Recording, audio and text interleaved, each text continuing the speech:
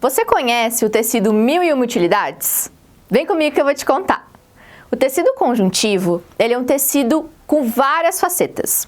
Ele tem tanto dentro do nosso corpo, fazendo a função de produção de células, quanto de ajudar outros tecidos. Então, esse tecido é um tecido com mil e uma utilidades. Então, as principais características do tecido conjuntivo são grande quantidade de matriz extracelular. Sabe aquele líquido que fica ao redor das células, fazendo a função de preencher esse espaço vazio? Isso é matriz extracelular. Nesse tecido, a gente vai ter isso em abundância. E dependendo do local que esse tecido esteja realizando uma função, essa matriz extracelular pode ter outras características, por exemplo, ter presença de fibras, entre outras coisas. Além disso, esse tecido está muito abundante no nosso corpo. A gente vai encontrar ele em todos os locais do nosso corpo, fazendo funções múltiplas, diferentes. Então, vamos conhecer os tipos de tecido para a gente conhecer as funções deles. O primeiro tecido que a gente vai aprender chama-se tecido conjuntivo propriamente dito, ou tecido conjuntivo, né? Esse tecido, ele é aquele ajudante do tecido epitelial, ou seja, aquele que está sempre acompanhando o tecido epitelial. Para quê? Para justamente dar e fornecer os nutrientes, o oxigênio, tudo que o tecido epitelial precisar, o tecido conjuntivo vai ter que fornecer. Então, ele está sempre junto com o tecido epitelial. Se você lembrar, na aula sobre tecido epitelial, nós falamos que ele reveste o nosso corpo. Então, o tecido conjuntivo está sempre ajudando ele. Então, também está revestindo o nosso corpo. Ele faz parte da nossa pele também. Além de ele estar sempre junto com o tecido epitelial, ele tem vários tipos de célula. Então, ele pode ter, por exemplo, uma célula maior, uma célula menor, uma célula que leva mais oxigênio, enfim, vão ter várias células. Pelo fato de ele sempre carregar os nutrientes do tecido epitelial, ele é bem vascularizado, ele tem vasos sanguíneos. Sabe quando você espeta o dedo em algum lugar? Quando ele sai sangue é porque você atingiu esse tecido, você atingiu o tecido conjuntivo propriamente dito. Passou o tecido epitelial e chegou lá naquele tecido. Na matriz extracelular do tecido conjuntivo propriamente dito, a gente pode encontrar diferentes tipos de fibras. As fibras colágena, elastina, as reticulares, elas vão ajudar a dar firmeza e também a dar o suporte e sustentação para esse tecido, para que ele, pelo fato de ter muita matriz, de ter muito líquido, ele vai precisar de ter alguém que sustente tudo isso. Então, quem sustenta muito esse tecido são essas fibras. Dentro do tecido conjuntivo propriamente dito, a gente pode dividir ele em duas etapas. A primeira chama-se tecido conjuntivo propriamente dito denso. O próprio nome já diz, ele é denso, ele é cheio de fibras. Ele é muito mais firme, muito mais denso.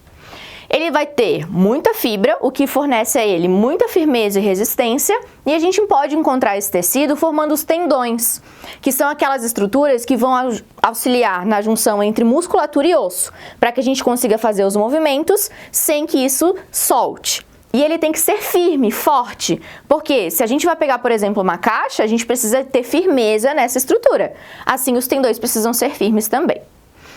E a gente vai ter o tecido conjuntivo propriamente dito frouxo. O próprio nome dele já diz, ele já é mais lento, mais mole.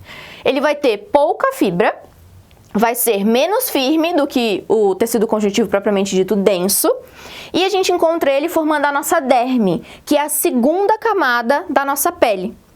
Assim, esse tecido é aquele que vai auxiliar o tecido epitelial, certo?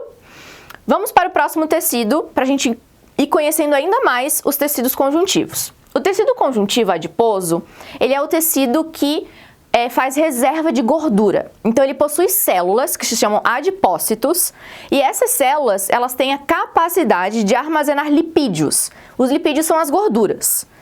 Tente tirar da sua cabeça que gordura é uma coisa ruim. Não, as gorduras, elas fazem parte do nosso corpo.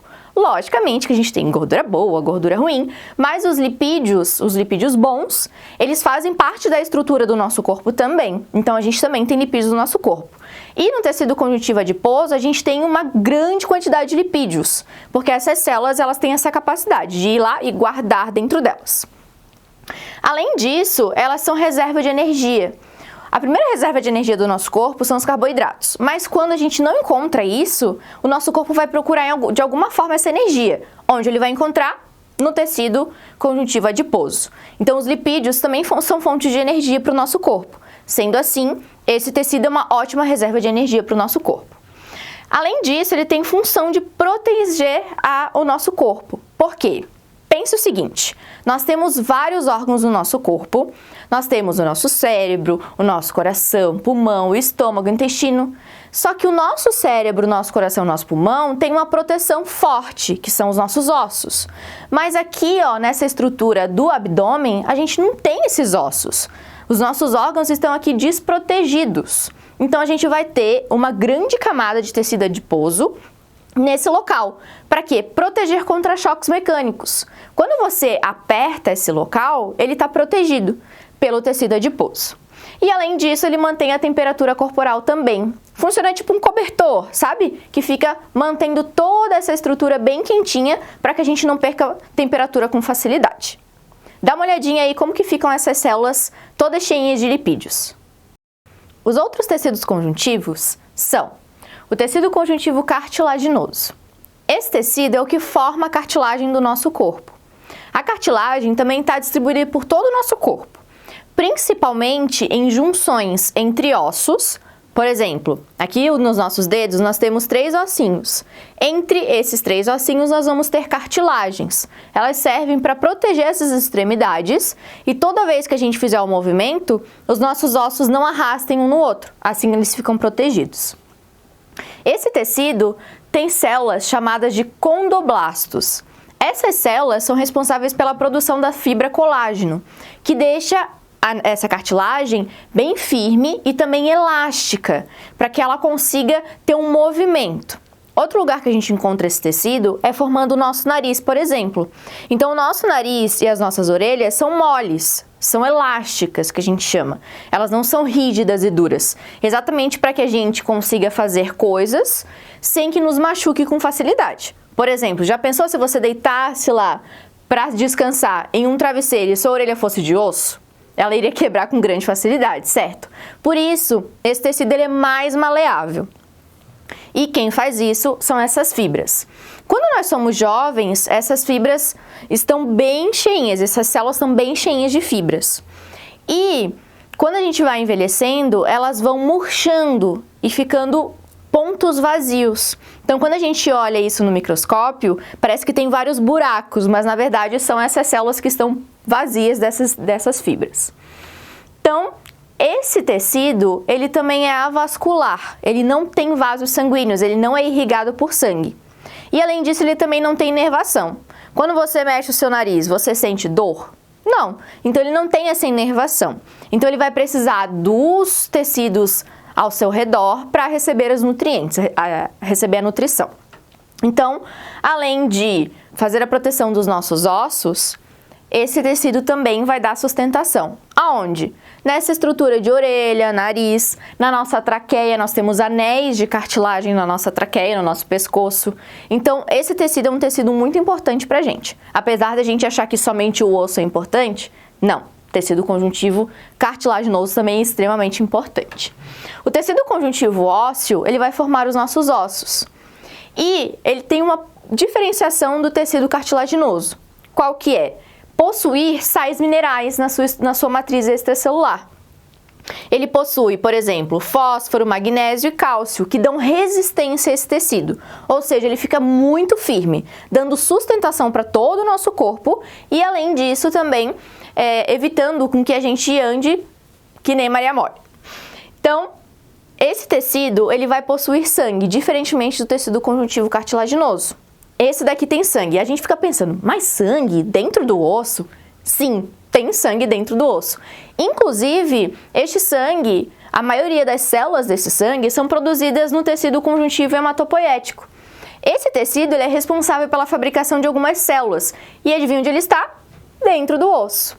Esse tecido ele é dividido em duas partes. o mieloide, que é responsável pela produção das células do sangue, que são a hemácia e as plaquetas. E a gente tem o linfático, que ele é responsável pelas células de defesa, que são os linfócitos. Então essas células, elas são produzidas lá dentro do nosso osso, dentro desse tecido. E temos, por fim, mas não menos importante, o tecido conjuntivo sanguíneo. Esse tecido é o que forma o nosso sangue. Então, sim, o nosso sangue é um tecido. Apesar da gente pensar de ele ser líquido e não ser parecido com um tecido, né, de roupa, mas ele sim é um tecido. A matriz extracelular desse tecido, ela é líquida. A gente chama ele de plasma. Então, o plasma sanguíneo é a matriz extracelular do sangue. E ela é líquida. E as células que formam esse tecido são a hemácia, as hemácias, que são os glóbulos vermelhos, responsáveis por todo o transporte de gases dentro do nosso corpo. Os linfócitos, que são as células de defesa, e as plaquetas. As plaquetas vão participar da coagulação sanguínea. Sabe quando a gente se corta e logo em seguida esse cortezinho fecha e para de sair sangue? É isso. Essas são as células responsáveis por parar de sangrar. Senão você ia acabar perdendo todo o seu sangue, certo? Então, na aula de hoje, a gente viu todos os tipos de tecido conjuntivo, quais são as suas principais características e a sua importância. Para dar mais uma estudada sobre esse assunto, dá uma olhadinha aqui no box do vídeo e também faça o simulado para testar como que tá o seu conhecimento sobre esse assunto. Um beijo enorme para você e a gente se vê na próxima aula. Tchau!